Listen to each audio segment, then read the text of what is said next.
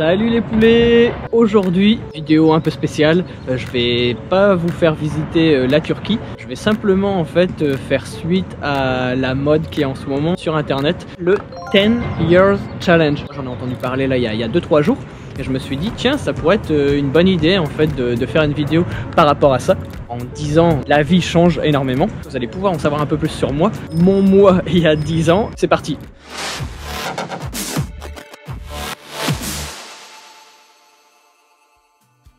Je suis dans un parc à 5 minutes de chez moi, il fait super beau.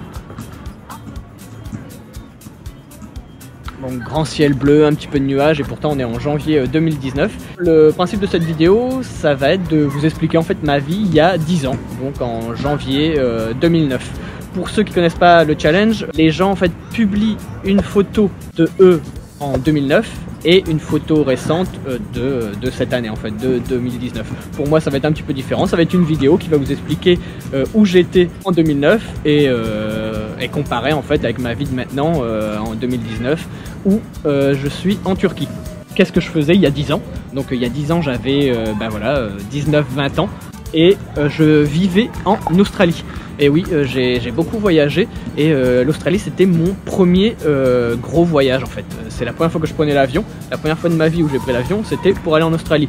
Donc j'étais déjà, donc en janvier 2009, j'étais en Australie depuis juin 2008. Donc ça devait faire ouais, voilà, plus de 6 mois que j'étais en Australie.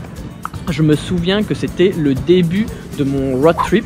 Donc voilà, avec un ami français que j'avais rencontré là-bas, on s'était acheté un 4x4 sur place pour faire en fait voilà un tour de l'Australie.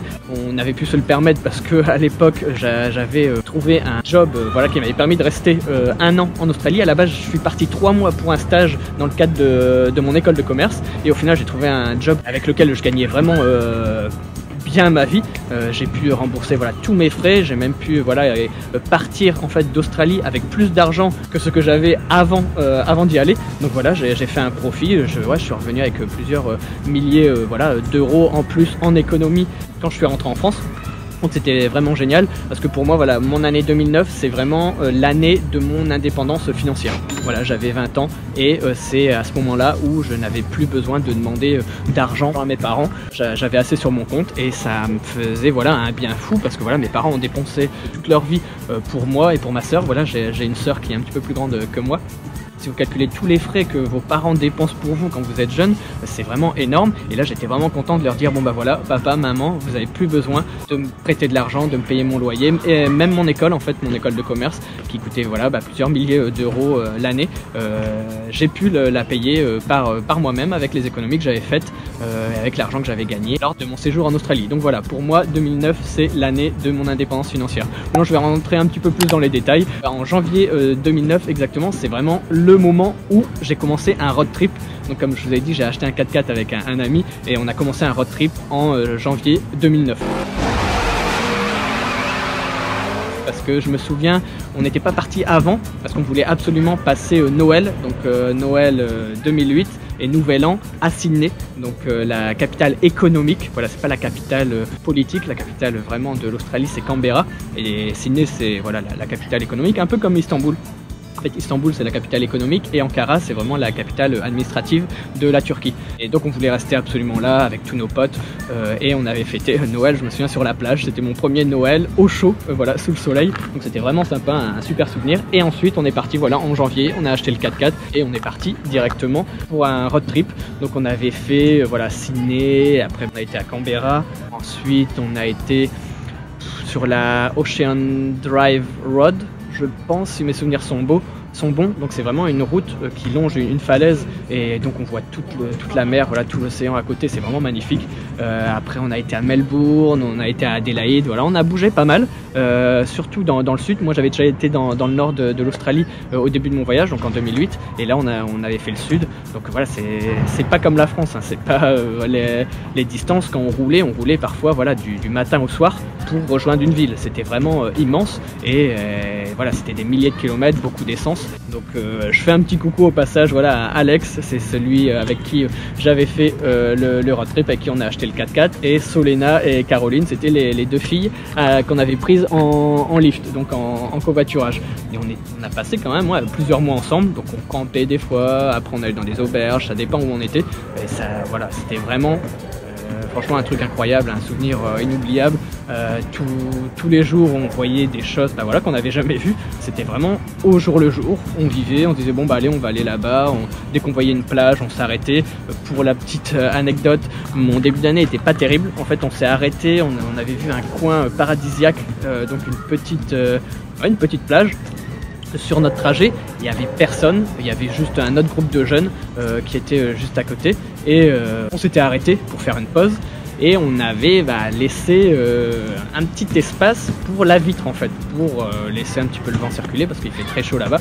Étant donné que l'Australie est dans l'hémisphère sud, les saisons sont inversées. Donc quand c'est l'été en France, c'est l'hiver en Australie, et quand c'est l'hiver en France, c'est l'été en Australie. Donc la période de janvier, c'était l'hiver en France, donc c'était l'été en Australie et il faisait très chaud. Donc on avait laissé une petite, franchement 2 cm de fenêtre pour laisser passer un peu l'air. Et on est resté 1 heure, 1 heure et demie peut-être, pour se baigner, pour profiter, pour se reposer, se dégourdir les jambes. Et on est revenu à la voiture et là on voit la fenêtre complètement baissée. On regarde et là je me dis merde, où est mon sac? Donc là, pas de sac. Après une copine, ah mince, pas de sac à dos. Mon pote qui me dit merde, le GPS il est où? Et là on commence à faire l'inventaire de tout ce qu'on avait perdu. Et donc au final, moi j'ai perdu mon sac à dos avec mon ordinateur portable dedans, mon appareil photo, mon disque dur, le GPS, etc. Les filles, à peu près la même chose. Il n'y a que mon ordinateur, c'était la chose qui avait le plus de valeur. Et donc tous les souvenirs d'il y a 6 mois, donc les photos, les films qu'on peut faire, tout en fait dans l'ordinateur. Quand on le perd, on s'imagine pas, mais c'est quasiment une partie de sa vie qui s'en va. Et là j'étais vraiment dégoûté parce que j'avais perdu tous les souvenirs de mes mois passés en Australie, perdus comme ça. En un claquement de doigts, j'avais plus rien. Et là ça m'avait vraiment dégoûté. J'avais la rage, on était parti il y a 3 jours. On avait commencé notre road trip et 3 jours après on se fait voler. Ça m'avait vraiment dégoûté, c'est pour ça que j'ai pas beaucoup de photos. À chaque fois les gens me disent, c'est surtout quand on est au début, on est comme un fou, on prend les photos de tout, et après quand ça fait 6-7 mois qu'on est à un endroit, on n'a plus le réflexe de reprendre en photo. Donc c'est pour ça que tout mon séjour en Australie, en fait j'ai pas vraiment beaucoup de photos à montrer, que ce soit à mes proches ou là sur la vidéo. Donc voilà, enfin bref, pour l'anecdote, vraiment l'année qui commence terriblement mal, parce que moi un ordinateur, un appareil photo, c'est vraiment c'est comme je disais une partie de sa vie. C'était vraiment compliqué. Enfin bref, la cata au début. Et ensuite ça s'est quand même tout s'est super bien passé. Moi j'avais même l'intention de revenir. Moi je me suis dit ça fait 3 jours, j'en ai déjà marre, ça me casse les bip et j'avais envie de revenir ça m'avait démotivé. Et au final les 3 m'ont dit allez, on peut s'en remettre, on est à 3, c'est cool, tout le monde s'entend bien, c'est un truc d'une vie. Et au final je regrette pas parce qu'on a été sur les routes pendant plusieurs mois, on a vécu des trucs de fou et c'était vraiment génial et je regrette vraiment pas. Après moi je suis revenu, en fait j'ai laissé mon 4x4 à mon pote de l'époque parce qu'il y avait il a rencontré quelqu'un, il avait rencontré une fille sur la route, et puis il a voulu rester plus longtemps. Et je pense que après j'ai continué à avoir des nouvelles et au final je pense qu'il est resté en Australie 4-5 ans au final. Donc je lui avais laissé le 4x4 et moi j'étais revenu en avion à Sydney. Et à un moment donné, j'avais fait un peu le tour de l'Australie et c'est vrai qu'au bout d'un an, il y a quand même les amis proches, la famille qui manquent. Et donc je me suis dit allez, je vais rentrer. Mais je l'ai dit à personne. Je me suis fait un petit trip au Japon pendant 2 semaines. Donc je suis resté à Tokyo principalement. C'était génial aussi. Franchement, moi qui à l'époque j'étais vraiment grand fan de jeux vidéo, manga, etc. Donc j'avais adoré. C'est vraiment immense, propre. C'est vraiment un autre monde. Il y a le Japon et le reste du monde. Franchement, j'ai jamais vu une ville similaire à Tokyo. Donc je suis resté 2 semaines et après j'avais prévenu que ma soeur pour lui dire pour qu'elle vienne me chercher à la gare la plus proche de chez moi. Je lui avais dit je reviens, ne le dis pas à papa et à maman, c'est une surprise, viens juste me chercher tel jour à telle heure. Je lui dis ça par email simplement. Elle fait ah super, je suis content que tu reviennes, blablabla, vu que ça faisait quand même 1 an que j'étais parti. Je suis parti en juin et je suis revenu quasiment en juin de l'année de 2009. Elle me dit ok, je prends, je sais même pas si elle a pris un jour de congé, enfin bref, mais elle a dit ok, je serai là, t'inquiète pas, je viendrai te chercher, y a pas de souci, on se retrouve telle date. Donc je fais mon petit trip au Japon et je loupe mon avion. Pour la petite histoire, en fait, quand je suis arrivé au Japon, j'ai pris un espèce de métro, voilà, qui allait de l'aéroport au centre de la ville, là où j'avais réservé une auberge de jeunesse. J'avais même réservé un capsule hôtel, et c'est en fait on dort vraiment, c'est vraiment comme une baignoire, mais comme s'il y avait une baignoire et une autre baignoire au-dessus. C'est comme vraiment voilà une capsule ou un cercueil, ou je sais pas comment dire. Tout est en long, imaginez un long matelas, et vous êtes dans un carré en fait. Il y a un carré, il y a le matelas, et on rampe en fait pour rentrer à l'intérieur.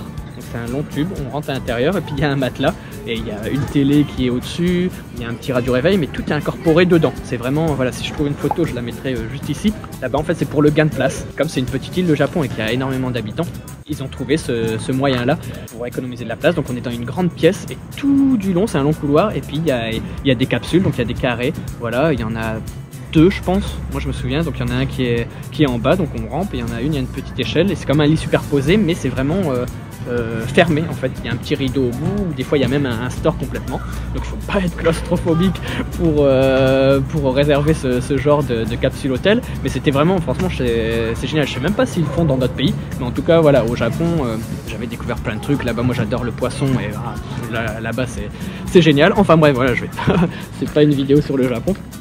Donc pour arriver, quand je suis arrivé au Japon en métro, ça m'avait pris, je sais pas moi, on va dire 1 heure. Ça m'avait pris une petite heure de l'aéroport au centre-ville de Tokyo. Et donc dans ma tête, comme je connais pas, de là où j'étais, de l'auberge où j'étais à l'époque, pour finir mon séjour, pour retourner à l'aéroport et repartir en France, je me suis dit bon ça va reprendre 1 heure.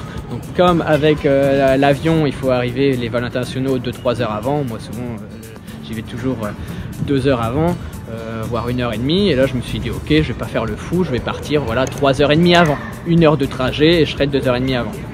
Et donc je prends le métro, et là au bout d'une demi-heure, 3/4 d'heure, je regarde, voilà, le temps passe, je regarde la station, et on était même pas à la moitié du trajet pour aller à l'avion. Là je commence à m'inquiéter, je fais punaise, je fais bon allez, si ça reprend encore 3/4 d'heure, je serai là voilà 1h30, 2 heures avant, donc ça ira tout le temps. Et là non, là le métro à une station il s'arrête, mais je sais pas, 10 minutes. Je vois le temps, voilà, le temps s'écouler, et je suis arrivé 1 heure avant. Donc j'arrive, je cours jusqu'au guichet pour check-in, et il restait voilà 1 heure avant le décollage. Je fais voilà, j'ai tel vol, voilà, vite dépêchez-vous, je vais le louper. Et la femme me dit ah non, le check-in est terminé. Donc voilà, j'insiste vraiment. Je dis s'il vous plaît, voilà, je reviens d'un séjour, j'ai un train à prendre, j'ai quelqu'un qui va me chercher, etc. Je peux pas me permettre de louper. Elle me dit non, désolé. Donc là je me dis oh là. Donc je fais bon mettez-moi sur le vol dans 1 heure, dans le prochain vol. Elle me dit bah non, il y en a pas. Pour Paris, il y en a plus. Elle me dit demain, même vol demain. Je fais demain dans 24 heures. Elle me dit oui, le même. Et donc là je fais oh punaise, vu qu'il y avait ma soeur qui m'attendait, qu'est-ce que je vais faire, donc il faut que je reprenne voilà, que je retourne dans le sens inverse avec ma valise, que je reloue un hôtel, etc. Et là elle me dit bah non, si vous voulez, voilà, l'aéroport est grand, vous pouvez rester. Vous devez aller dans une salle spéciale pour les personnes qui ont des escales de nuit, et vous pouvez rester dans l'aéroport si vous voulez, comme ça vous êtes sûr de ne pas louper, vous devez pas, ça vous engrange pas des frais supplémentaires. Et là je fais ok, donc moi je pensais qu'elle allait juste me donner le ticket et me dire ok bon voilà, vous prenez le lendemain. Et là elle me demande je sais plus combien de yens. Et là je fais quoi, il faut que je paye? Je fais mais voilà, là j'étais quand même arrivé à temps, je suis arrivé avant que le vol décolle. Je fais donc voilà, faites un geste commercial ou autre. Moi je viens de partir, en plus j'avais dépensé pas mal au Japon. Au Japon, faut savoir que c'est très très cher. Et donc je fais non, en plus je me souviens, j'avais même plus de carte parce qu'on m'avait volé. On m'avait volé en fait ma carte bancaire en Australie. Donc c'est encore la petite anecdote, genre 1 mois avant que je parte, j'étais en auberge avec deux Irlandais, et à un moment je devais rentrer dans un nightclub, et ils demandaient la carte d'identité, et c'est en ouvrant mon portefeuille que en prenant ma carte d'identité que j'ai réalisé que j'avais plus ma carte bleue. Donc je savais pas ça faisait combien de temps, parce que c'était vraiment discret, c'était vraiment dans le portefeuille, il me manquait rien du tout, juste ma carte bleue. Et je me souviens, voilà, j'étais avec 2 Irlandais pendant quasiment 1 semaine ensemble dans une auberge, donc on se partageait, il y avait 4 lits, et donc il y avait moi et eux deux. Donc je suis quasiment sûr à 100%, s'ils regardent la vidéo, merci les gars. Et donc j'ai dû appeler ma mère pour faire opposition, mais comme elle n'avait pas procuration sur mon compte, enfin bref, la banque n'a pas voulu, elle a dit ah bah non, ça se peut que vous êtes voilà, en dispute avec votre fils et que vous voulez l'embêter, et que donc vous faites opposition pour lui, nous il nous faut un papier, blablabla, et donc bah, moi j'étais en Australie, il y a le décalage horaire, je sais plus combien il y avait de temps, mais il y a quasiment 10 heures, ou je sais même plus, ça remonte à tellement longtemps. C'était vraiment une galère, au final j'ai dû envoyer un email avec un truc écrit, donc que j'avais dû prendre en photo, et à l'époque je pense j'avais dû faire une photocopie ou un fax, ou enfin bref, c'était le bordel pour faire opposition. Et donc pendant ce temps-là, il y a eu 2 jours en plus qui se sont passés. Et donc bah, sur mes relevés comptes, après j'ai pu voir, voilà, les gars avaient été au cinéma, ils s'étaient fait des plein de courses, etc. Et on a eu pour de mémoire 500 ou 600 €. Donc ils ont fait ça pendant 4-5 jours. Parce qu'en fait il y a eu 2 jours. Donc une bagarre de chien, désolé. Donc il y a eu 2 jours, je m'en suis rendu compte 2 jours après. Et après, le temps avec toute la paperasse, etc., pour faire vraiment opposition, il y a eu encore 2 jours. Et donc voilà, ils ont pu se servir pendant 4 jours. Et voilà, ils se sont fait plaisir. donc voilà, encore une anecdote. En fait, plus je fais la vidéo, plus je me dis elle va être super longue et bourrée d'anecdotes. L'année 2009 a été pour moi assez intense. Donc voilà, on y revient, je loupe mon vol, je dois payer 300 € en plus au guichet pour avoir le même vol, 24 heures d'intervalle. Et donc j'ai dû prendre mon vol, j'ai dû contacter ma soeur, lui envoyer un email. Au début elle me croyait pas parce que voilà, je fais quand même pas mal de blagues. Et donc elle m'a dit mais non, je te crois pas, t'as pas loupé ton vol. Et si, j'ai vraiment loupé mon vol, donc j'ai dû insister. Donc ma soeur après elle dit ah ouais, mince, etc. Vu qu'elle avait tout prévu, donc c'était un peu chiant pour elle. Et surtout voilà, après 1 an, elle s'attendait à me voir là le lendemain, et au final c'est 2 jours après. Et donc voilà, finalement voilà, je rentre, je prends l'avion, je vois ma soeur, je fais la surprise à mes parents. Donc mes parents sont divorcés et à l'époque ils vivaient tous les deux dans le nord de la France. Donc j'ai été voir mon père, je me souviens, c'était au soir. Et donc je rentre avec ma soeur, donc côté passager. Mon père ouvre la porte du garage pour rentrer la voiture de ma soeur, et puis là il voit quelqu'un. Et puis donc comme c'était dans le noir, je sors, et puis il me voit pas, il me voit dans le noir, mais c'était vraiment la nuit. Donc il se dit mais mince, c'est qui? Et au début il pensait que c'était voilà un copain à ma soeur, voilà son petit copain. Et quand il m'a vu, il fait punaise mais qu'est-ce que tu fais? Donc voilà, il était étonné mais surpris. Voilà, parce que pour lui j'étais à des milliers de kilomètres, j'étais en Australie encore, et parce que j'avais même pas dit que j'étais au Japon, parce que sinon ils auraient pu comprendre que c'était mon trajet retour, parce que je leur avais dit que j'aimerais bien aller peut-être en Inde ou en Chine avant de revenir, et au final j'ai choisi le Japon. Et donc voilà, surpris mais super content. Donc voilà, je me souviens, on avait parlé toute la nuit, j'avais plein de choses à raconter. Et après pour ma mère, on y va le lendemain, donc en pleine journée. Et quand je suis arrivé, elle prenait sa douche. Et donc elle était dans la salle de bain. Franchement ça a pris au moins peut-être 10 minutes, un quart d'heure. Elle est sortie de la douche, elle s'est séché les cheveux, etc. Et puis donc ma soeur et elle parlaient à travers la porte. Et moi j'étais à côté, j'attendais, je pouvais pas faire de bruit vu que c'était une surprise. Et au final elle ouvre la porte et là elle commence à pleurer, voilà, elle fait et voilà, elle pue de mots. Et pendant toute cette journée là, dès que je parlais, dès qu'on parlait longtemps, des fois elle me fixait droit dans les yeux et puis elle commençait à pleurer. Donc voilà, ça a fait ça pendant un petit moment, pendant quelques jours. Et voilà, elle était super étonnée, elle était super contente. Mes parents m'ont dit, il y a eu avant Australie, l'avant Australie, le Jérémy d'avant l'Australie et le Jérémy de l'après l'Australie. Jérémy l'ado et Jérémy l'homme en fait. Donc ça m'avait fait vraiment plaisir parce que franchement voilà, moi j'ai toujours vécu quasiment chez mes parents, j'ai vécu seul dans mon appart, dans un studio quand j'étais à Lille, j'ai fait mes études à Lille dans une école de commerce et je vivais seul, mais voilà, j'avais même pas de machine à laver, etc. Donc je revenais les week-ends, c'est mes parents qui faisaient voilà, les machines à laver. Pour cuisiner c'était souvent des plats préparés, des sandwichs. Et là en Australie j'ai acheté ma première voiture en Australie. 2 voitures même, j'en ai acheté une pour le boulot et après une autre, c'était le 4x4. J'ai eu mon appart, donc j'ai fait mes premières machines de linge en Australie. Donc je savais même pas comment ça s'utilisait. J'ai dû acheter une voiture, donc il faut la faire enregistrer. J'avais 18-19 ans. À l'époque, on arrive dans un pays inconnu tout seul, parce que moi je suis même pas allé avec des amis, je suis vraiment allé, voilà, c'était pour un stage. Mes premières pistes de stage n'ont pas abouti, donc du jour au lendemain j'ai décidé d'aller en Australie, un peu sur un coup de tête, parce que tout le monde m'avait dit bon, en Australie il y a quand même un taux de chômage assez faible, il y a possibilité de trouver du boulot assez facilement. Donc il m'a quand même fallu 3 semaines, 1 mois pour trouver. Bon, c'est pas grand chose, mais dans un pays quand on est tout seul, voilà, on a moins de 20 ans, on parle pas trop bien la langue, voilà. Et moi j'avais travaillé dans ma vie, mais c'était des jobs d'été, c'était pas vraiment des gros jobs. Enfin bref, donc voilà.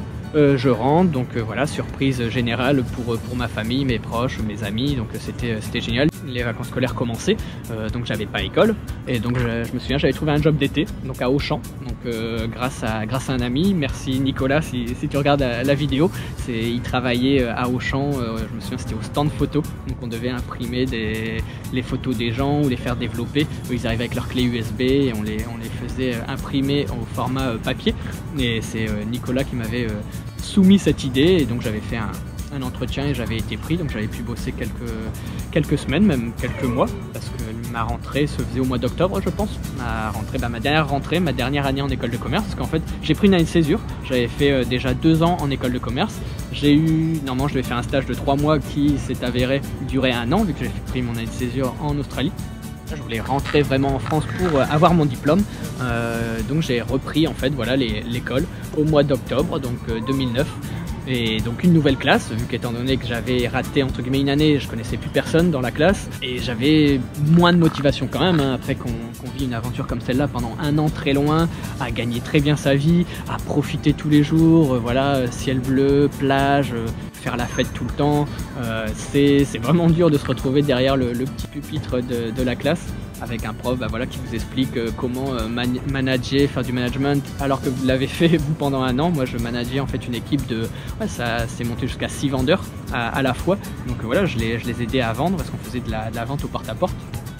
Et donc quand voilà, on vous apprend des choses que vous savez déjà, et puis voilà, quand on repense, voilà, on a les souvenirs, mais voilà, tout s'est super bien passé. Je me suis fait plein d'amis, toute la classe voilà, était impressionnée un peu par ce que j'avais fait, donc ils étaient curieux de savoir mon année là-bas, et donc voilà, j'étais un peu, il y a toujours des groupes, hein. Moi je suis arrivé, voilà, j'étais le dernier arrivé de la classe, donc un peu l'intrus. Eux ils avaient déjà leur clan, on va dire, donc moi franchement je m'entendais un peu avec tout le monde, et je sortais donc avec beaucoup de monde, quasiment, voilà, je suis très sociable et j'aime bien voilà, discuter un peu avec tout le monde, et donc tout le monde me disait vas-y viens si tu veux, nous on va sortir tel jour, on va faire ça, on va aller voilà, faire un poker, on va aller faire la fête là-bas, on va aller manger au resto, et donc moi j'allais un peu avec tout le monde.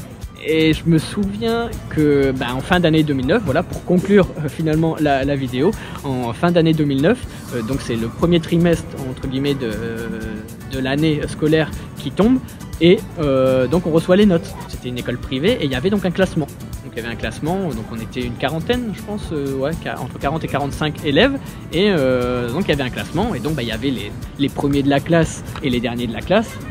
Eux, comme ils se connaissaient déjà, ils savaient un peu où ils se situaient, et donc il n'y avait que moi où je savais pas du tout où je me situais. Il y a quelqu'un qui me demande et il me dit au fait, alors toi ton classement ça va, t'es combien, etc. Je fais ouh, ça va, franchement je m'attendais pas à ça, surtout après 1 an, mais voilà, je bossais bien et tout le monde me voyait pas dans les premiers, parce que comme je vous disais, je sortais avec tout le monde, et là comme voilà, je sortais tout le temps, tout le monde pensait que j'allais être voilà, pas un cancre, mais que j'allais pas avoir des bonnes notes, et quand je l'ai dit que j'ai dit là je suis deuxième, puis ironiquement je dis je suis un peu déçu, j'aurais préféré être premier. Quand le mec l'a su, et là il fait oh là là, il fait mais toi tu caches bien ton jeu, hein. Mais ça m'avait bien fait rire. Donc pour vous dire que voilà, morale de l'histoire, une année peut commencer très mal, la moitié de ma vie électronique on va dire qui s'envole, et au final ça se termine très bien, parce que voilà, j'ai vécu une expérience magnifique en Australie, j'ai repris les cours, j'ai eu mon diplôme, et ma vie m'a amené voilà 10 ans plus tard ici en Turquie, où j'ai ma vie et où je m'y plais vraiment. Je vais pas vous expliquer ma vie en Turquie, pourquoi je suis arrivé, etc.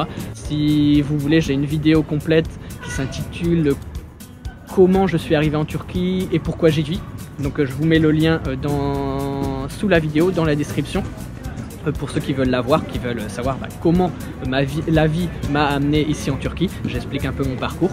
Elle sera plus courte que cette vidéo là, je pense. Donc voilà. Et là maintenant on est en janvier 2019, je vis en Turquie, j'ai mon appart, voilà, j'ai ma famille qui vient me voir régulièrement, je m'y plais, je suis heureux, c'est ça le principal. Je pense dans la vie il n'y a pas vraiment d'objectif à se fixer. À partir du moment où on est heureux, voilà, c'est vivre sa vie, profiter de la vie surtout. Il y a un compte à rebours quand même quelque part, on ne sait pas quand on va partir malheureusement, donc profitez, faites des choses que vous aimez, ne vous enfermez pas dans une routine qui ne vous plaît pas. C'est quand même votre vie, on n'en a qu'une. On en a peut-être après, on a peut-être des vies plus tard, mais ça on ne le sait pas. Mais en tout cas, profitez de celle-là, parce que voilà, ça peut s'arrêter à tout moment. faites les choses que vous voulez, soyez heureux, faites plaisir à vos proches. Si vous avez des passions, vivez-la à fond. Et n'attendez pas de vieillir aussi, parce que le temps passe et on ne sait pas ce qui peut arriver. Il y a la santé qui peut se dégrader, tout peut arriver. Profitez maintenant, vivez votre vie à fond.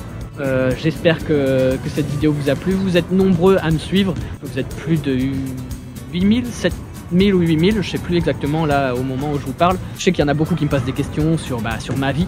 Les gens me suivent, sont curieux de voir un peu ce que je fais ici, mon passé. Donc j'espère que cette vidéo là vous en aura appris davantage sur moi. Et je vous invite donc à laisser un pouce gris en l'air, même si c'était un peu long, à vous abonner si ce n'est pas déjà fait, à partager si vous pensez que cette vidéo peut intéresser quelqu'un de votre entourage, des proches, vos amis. Profitez de la vie les poulets et je vous dis à dans 10 ans pour la suite de cette vidéo. Tchuss!